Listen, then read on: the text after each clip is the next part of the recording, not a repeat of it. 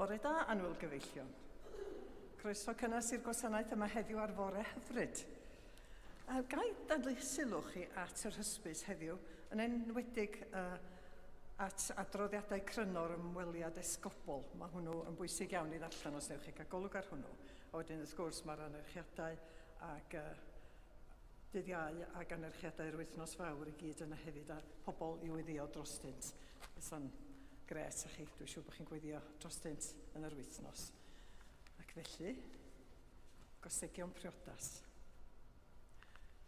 Yr wydd yn cyhoeddi gostegion priodas rhwng James Alexander Neil Coleman o ardal weinidogaeth neu blwydd Brodeiniol ac Abigail Elizabeth Duckett hefyd o ardal weinidogaeth neu blwydd Brodeiniol. Os gwyr neb ohonoch am achos neu rwystyr cyfiawn fel na ddylid cysylltu'r ddeudyn hyn ynghyd mewn glân briodas, mynegwch hynny.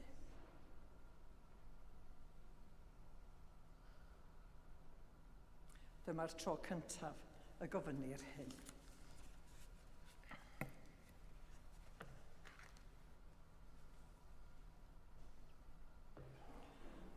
Byddi'r rhai sy'n hau mewn dagrau ddedi mewn gorfoledd.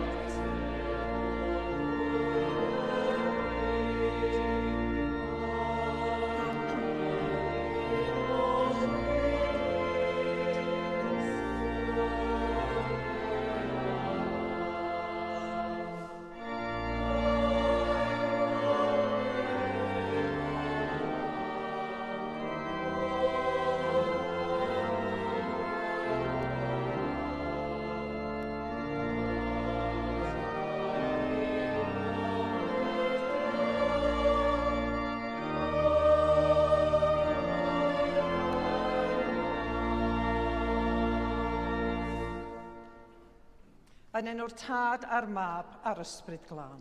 Amen. Gras a thangnefedd a fo gyda chwi. Bydded i'r rhai sy'n hau mewn dagrau, ddedi mewn gorfoledd.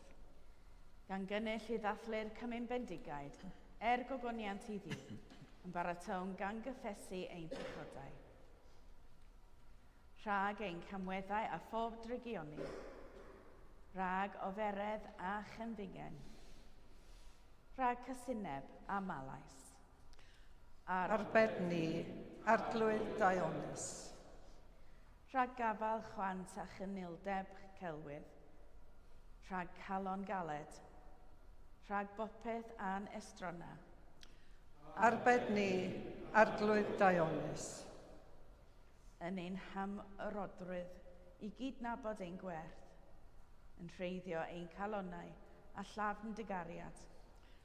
Arbed ni, arglwydd Dionis. Yn nyddiau ein tristwch, yn oriau ein poen, yn awr ein marw. Arbed ni, arglwydd Dionis. Trwy dy ddioddefaint a farw ar y groes, trwy dy gladdedigaeth ath orffwys yn y bedd, trwy dy atgyfodiad gogyneddus, arbed ni, arglwydd Dionis. Trwy lwybrau dy ddoethineb, trwy wir y difeirwch, trwy gorff Crist. Arbed ni, arglwydd Dionis. Dad nefel, yr ydym wedi pechu ar feddwl gair a gweithred, a heb wneud yr hyn a ddylem. Mae'n wir ddrwg gennym, ac yr ydym o ddifrif yn edifarhau, mwyn dy fab Iesu Grist a fe farw drosom. Maddeuai i'r cwbl oedd heibio, ac arwain ni yn ei ffordd i gerdded fel plant y goleuni. Amen. Yr holl alluog Dduw sy'n maddau i bawb sy'n wir edifeiriol, a dy garhaw wrthych, a'ch rhyddhau o bechod, eich cadarnhau mewn daioni, a'ch cadw yn y bywyd tragwyddol, trwy Iesu Grist ein harglwydd. Amen.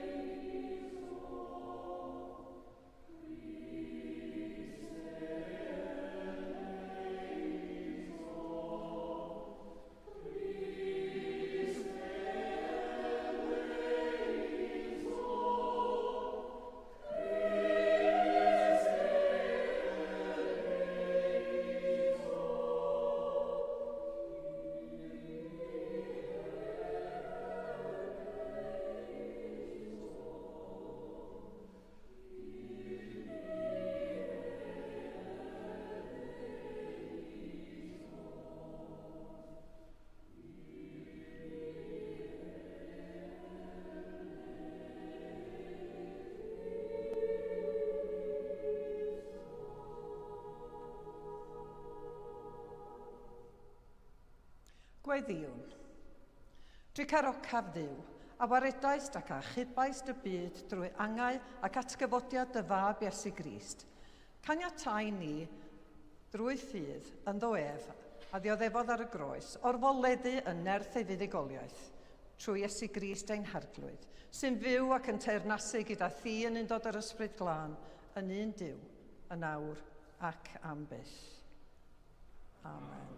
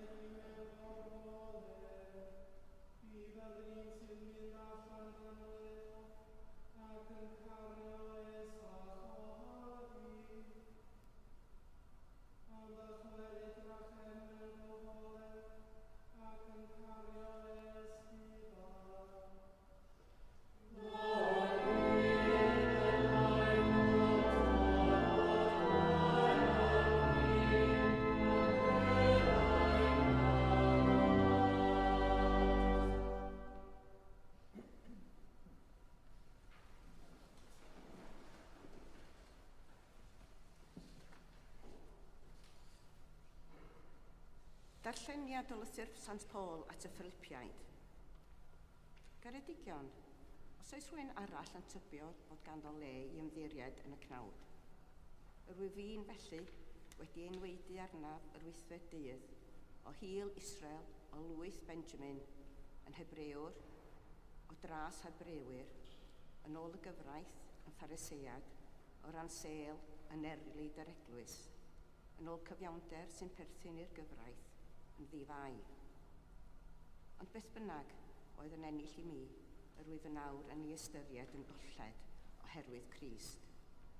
A mwy na hynny, hyd yn oed, rwyf yn dal i gyfrif pob peth yn golled, ar bwys rhagoriaeth y profiad o adnabod Crist Iesu fel arglwydd, yr un y gollais pob peth o'i herwydd. Rwyf yn cyfrif y cwbl yn sbwriel, mwyn i mi ennill Crist am cael ynddo ef heb ddim cyfiawnder am heiddo fy hun, sy'n tarru o'r gyfraith, ond hwnnw sydd trwy ffydd yng Nghrist, y cyfiawnder sydd o dduw ar sail ffydd.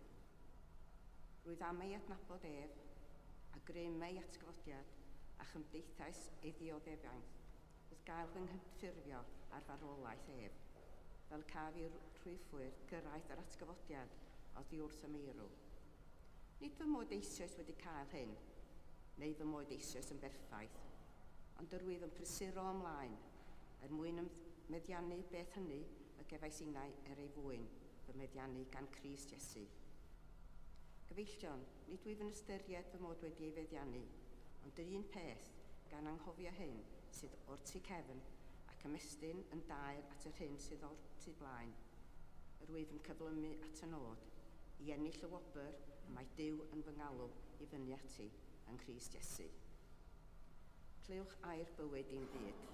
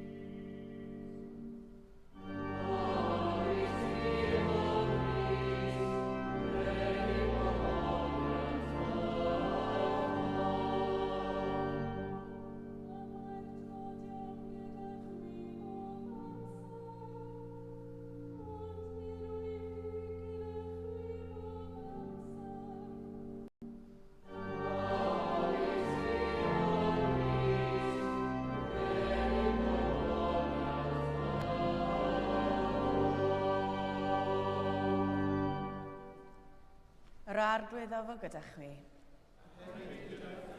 Grandewch Efengyl Crist yn ôl Sant Ioan. Bryd hynny, 6 diwrnod cyn y Pasg, daeth Iesu i Fethania, lle roedd Lazarus yn byw, y dyn yr oedd wedi ei godi oddi wrth y meirw. Yno, gwneithpwyd iddo swper. Roedd Martha yn gweini, a Lazarus yn un o'r rhai oedd gydag ef wrth y bwrdd. A chymerodd Mair fesur o enaint costfawr, nad pyr, ac yn einiodd draed Iesu a'i sychu a'i gwallt. A llanwyd y tŷ gan bersawr yr enaint. A dyma Judas Iscariot, un oedd ysgyblion, yr un oedd yn mynd i'w fradychu, yn dweud, pam na werthwyd yr enaint hwn am 300 o ddarnau arian a'i rhoi i'r tlodion.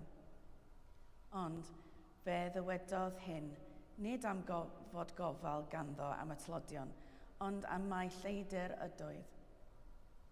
Yn cymryd o'r cyfraniadau, yn y god arian oedd yn ei afal.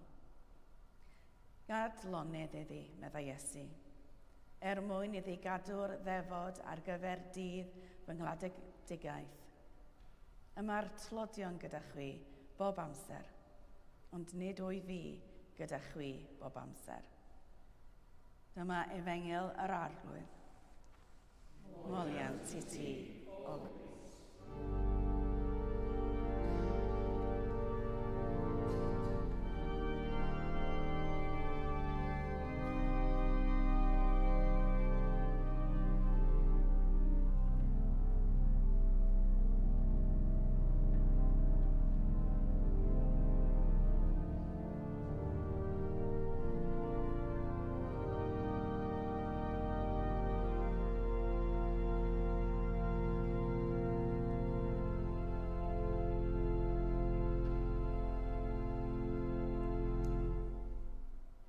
Yn enw'r Tad a'r Mab a'r Ysbryd Glân. Amen.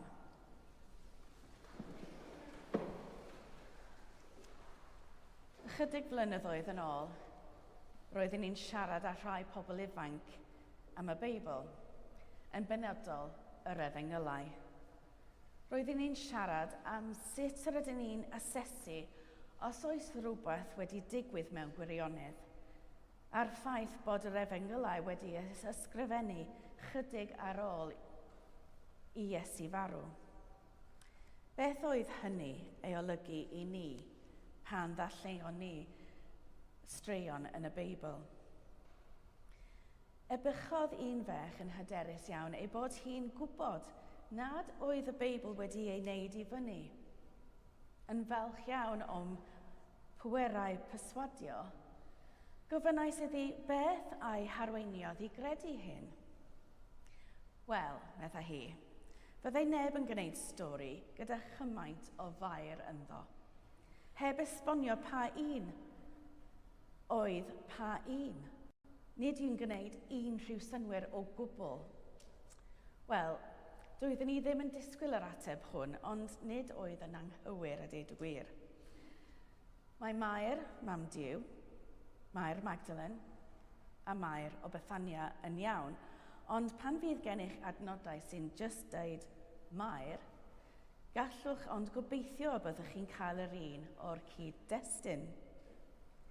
Heddiw, mae gennym ddarlleniad sy'n debyg iawn i un yn Efengyl Matthew a Mark o'r wraig gyda jar alabasta. Mae'r stori yn Efengyl Matthew yn debyg, nid yw'r wraig wedi ei henwi, ac mae'r digwyddiad yn digwydd ym Methania. Fodd bynnag, y tro hwn mae Iesu yn hi Cymun y Gwahan Glwyf. A dyma'r un stori gyda dim ond chydig o'r ffeithiau yn gymysg neu ddau. Dwi'n siŵr bod llawer ohonom wedi gorfod trosglwyddo'r stori sydd wedi digwydd chydig yn ôl, ac ni allwch gofio'n iawn lle ddigwyddodd. Neu mae rhywun oedd gyda chi yn anghytuno â chi ac yn meddwl ei fod yn rhywle arall neu ar adeg wahanol. Efalla mae'r un digwyddiad ydyn nhw yn cael eu cofio'n wahanol gan wahanol bobl. Ond i ddrysu'r stori'n fyw byth, mae gan Efengyl Luc y stori hon. Ac mae'n deud yn y Beibl. A dyma wraig o'r dref oedd yn bechadures, yn dod i wybod ei fod wrth bryd bwyd yn hir Phariseiaid. Daeth a ffiol alabasta o enait, ac yn y blaen. Mae hi'n eneinio traed Iesu hefyd.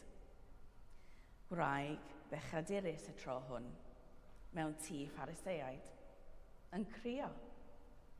Nid yw'r wraig hon wedi ei henwi o gwbl, ac mae'n ymddangos ei bod wedi chwilio am Iesu. Yn draddodiadol, dywedir mae'r wraig hon oedd Mair Magdalen, oherwydd ei bod wedi cael ei labelu'n bechadurus ar ôl cael 7 guthrael wedi ei bwrw allan ohoni gan Iesu a'i phortreadu'n anheg fel pitain, nad oes unrhyw dystiolaeth o hynny yn y Beibl o gwbl. Yn ddiweddar, mae Mair Magdalen wedi cael ei chlirio o'r label hwnnw, ond yn anffodus mae labelu yn glynu. Ac yn aml, pan fyddwn ni'n meddwl am y wraig gyda jar alabasta, rydyn ni'n meddwl am Mair Magdalen. Ond, yn Efengyl Ioan heddiw, da ni'n gadan yn hi Lazarus, brawd Mair a Martha. A dywedodd John wrthym yn gynharach yn stori Lazarus yn atgyfodi oddi wrth y meirw. Mair oedd y fech a eneiniodd yr arglwydd ag enaint, a'i sychu ei draed a'i gwallt. Felly, da ni'n gwybod pa fair sydd gynnon ni heddiw. Diolch byth. Felly, Mair o Fethania yw'r wraig yn y stori hon. Oni bai mae'r un person yw Mair Magdalen a Mair Bethania, ond sgwrs arall yw honno. Ar ôl penderfynu pwy yw'r wraig, o leia yn yr efengel hon, gallwn feddwl tybed beth sy'n digwydd. Felly, beth ydyn ni'n gwybod am Fair o Fethania yn barod? Mair oedd yr un a eisteddodd wrth draed Iesu, ffordd o ddisgrifio dysgwr neu disgybl. Gwyddom hyn oherwydd bod ei chwaer Martha druan yn cwyno amdani wrth iddi brysuro ei hun yn paratoi pryd o fwyd i Iesu. Anfonodd Mair a'i chwaer Martha am Iesu pan oedd ei brawd Lazarus yn sâl. A pan fu farw Lazarus a daeth Iesu o'r diwedd, arhosodd Mair yn y tŷ tra roedd Martha yn mynd allan i'w gyfarfod.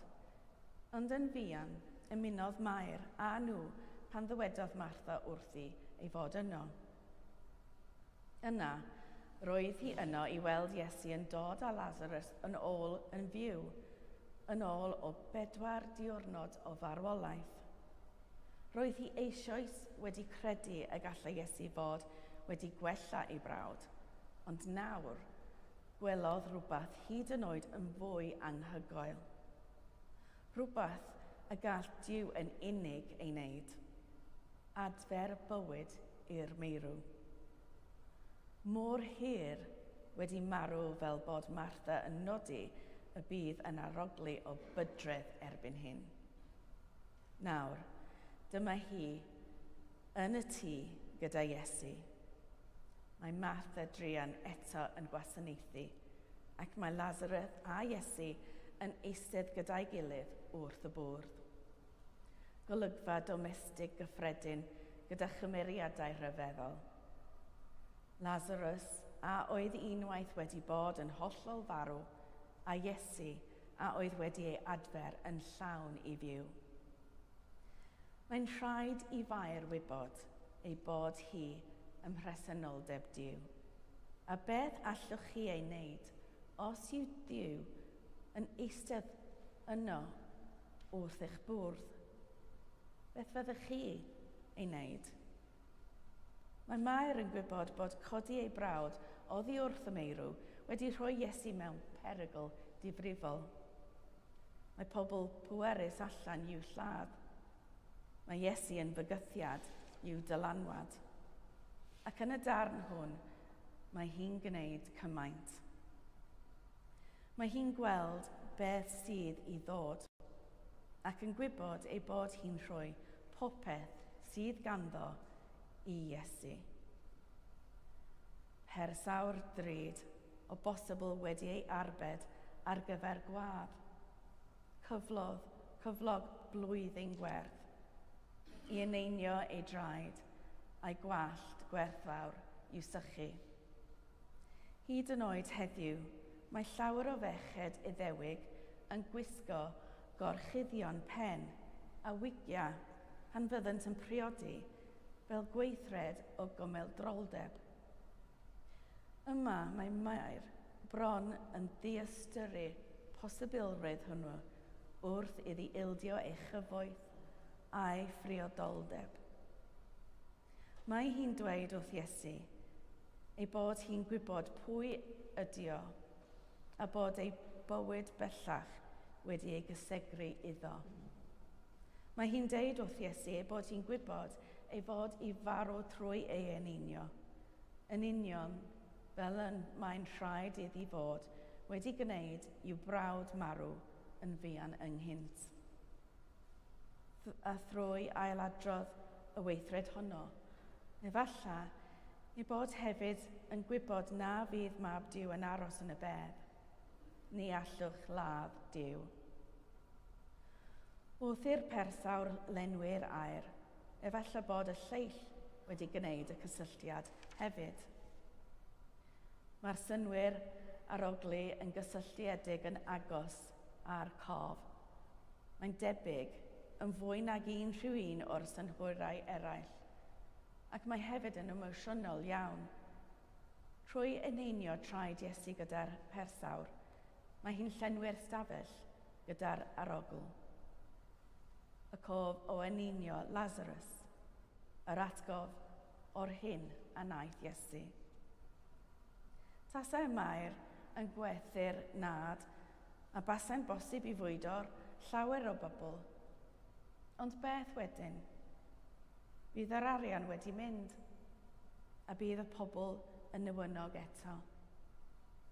Gwydda Mair hynny, ac wrth eneinio Iesu ac atgoffa pobl beth mae'n medru gwneud a phwy oedd o, roedd hi'n cydnabod mae Iesu o'r ateb i'r problemau yr holl byd.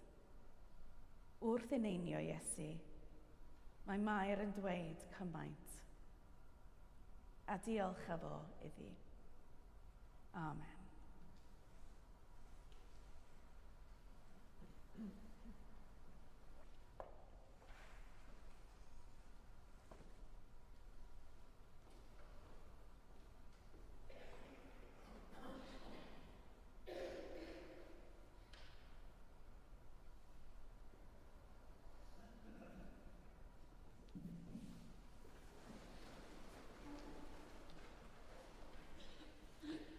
Ar y cyd, gadewch i ni gadarnhau ein ffydd.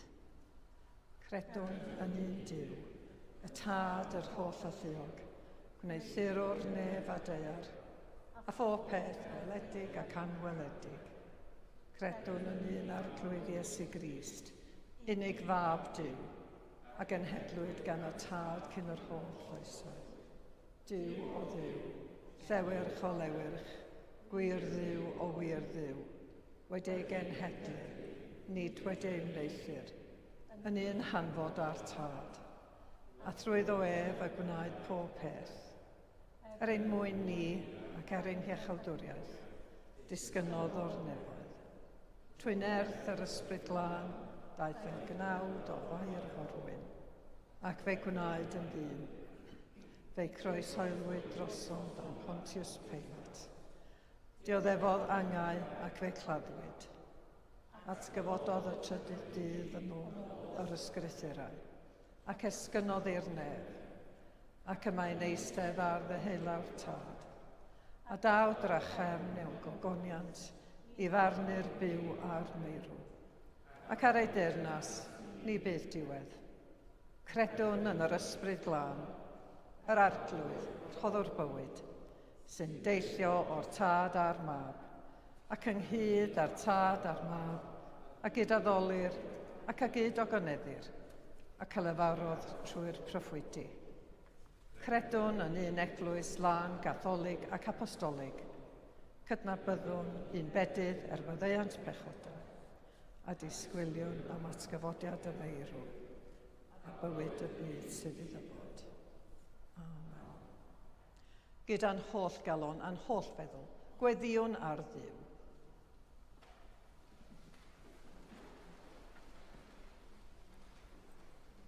Gadewch i ni weddio ar Dduw sydd yn rhoi bywyd yn y byd hwn ac yn ei deyrnas dragwyddol. Arglwydd yn dy drigaredd, gwrando ein gweddi. Anadla fywyd newydd i'r eglwys.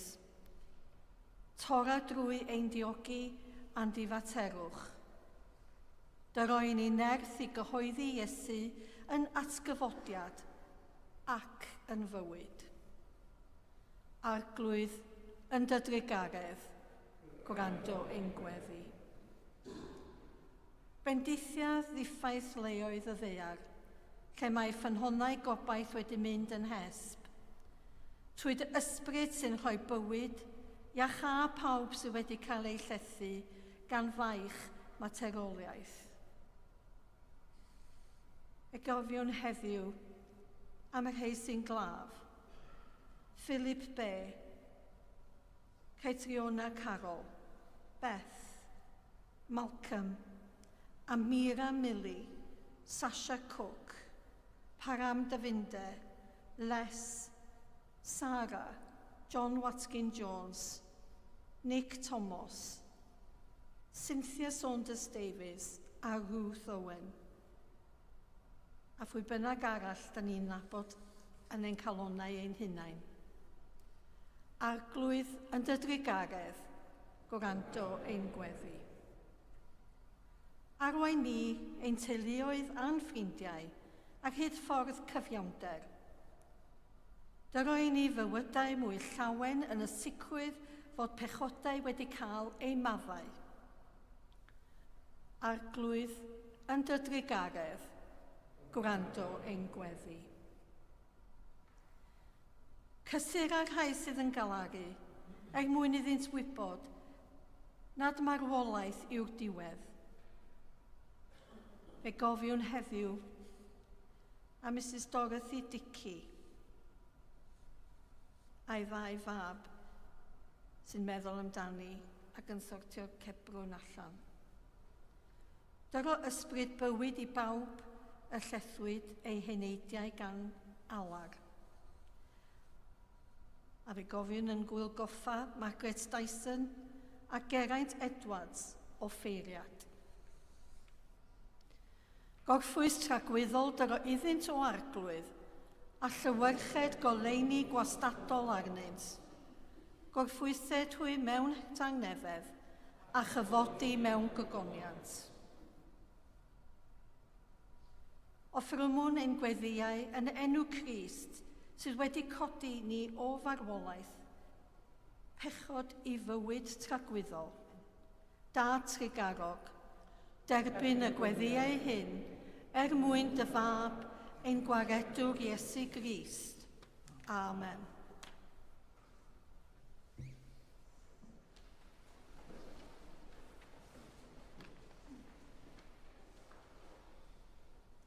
Ond yn awr yng Nghrist Iesu, yr ydych chwi, a fi unwaith ymhell, wedi'ch dwyn yn agos trwy farw a berthol Crist. Tangnefedd yr arglwydd efo gyda chwi bob amser. A hefyd gyda fi. Rhannon arwydd o dangnefedd.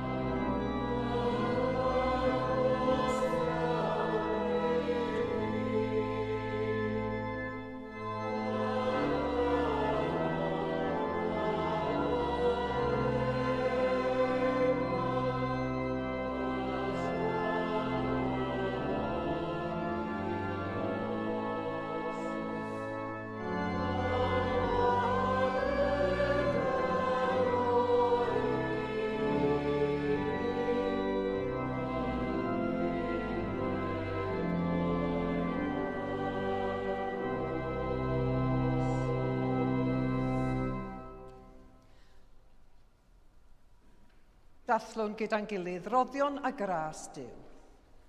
Cymerwn y bara hwn, cymerwn y gwyn hwn, i ddilyn y siampl Crist, ac i fyddhau i'w orchymyn. Yr arglwydd afo gyda chwi. Dyrchefwch eich calonnau.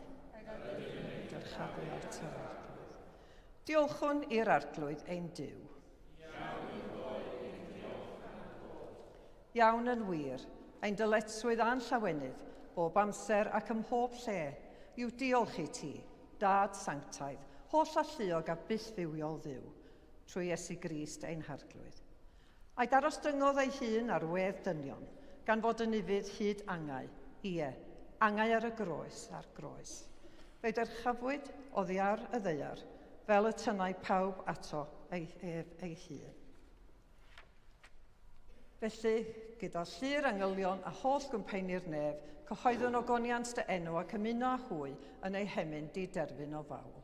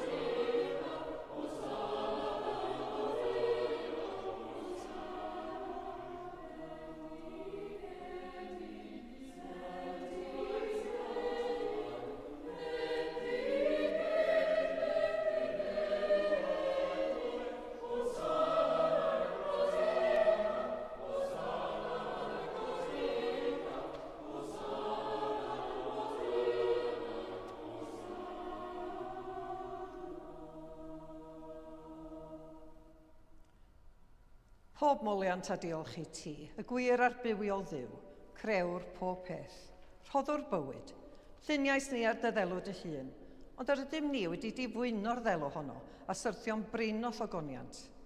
Roddwn diolch i ti am anfon dy fab i rannu ein bywyd ni, fe'i hildiais di farwolaeth, fel y cair byd ei achub, a'i atgyfodiodd i wrth y meirw, fel y boi ni fyw ynddo ef ac yntau yn omninau. Sancteiddia at ysbryd, y bara hwn a'r gwyn hwn, dyroddion i ni, fel y bont i ni yn gorff a gwaed yn ei chawdwr Iesu Grist. Yn os y brydychwyd ef cymerodd fara, ac wedi rhoi diolch, fe'i torodd a'i roi i'w ddisgyblion gan ddweud, cymerwch, bwytewch, hwn yw fy nghorff a roddir drosoch, gwnewch hyn cof amdanaf.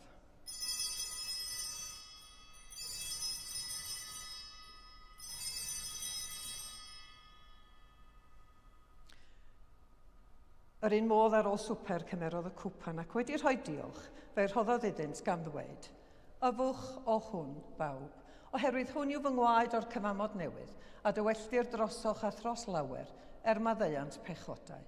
Gwnewch hyn bob tro yr yfwch ef, cof amdanaf.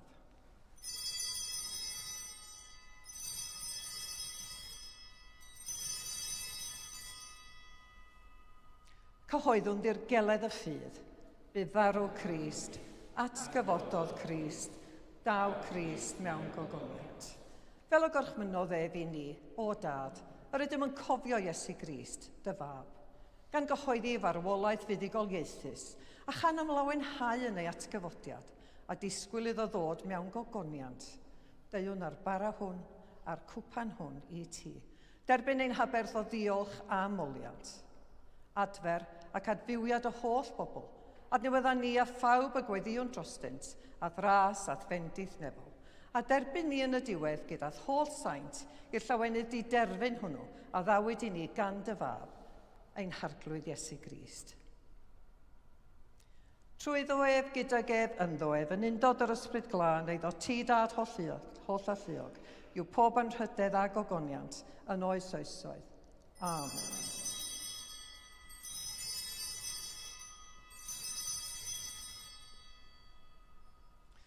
Fel y dysgodd ein hiachawdwr ni, gweddiwn yn hyderus.